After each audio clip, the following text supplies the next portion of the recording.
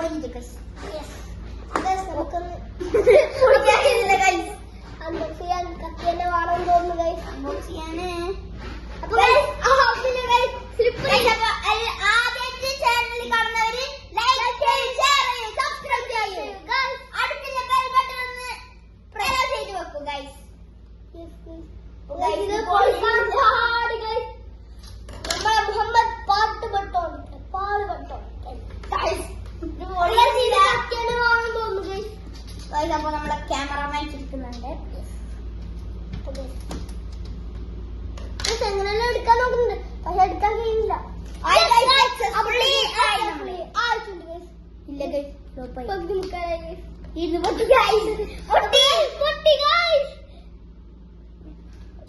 കടിച്ചു പൊട്ടിക്കാം. കടിച്ചു പൊട്ടിക്കാൻ കഴിയില്ല. അപ്പോൾ നമുക്ക് സിസേഴ്സ് വെച്ചിട്ടല്ല പൊട്ടിക്കണം.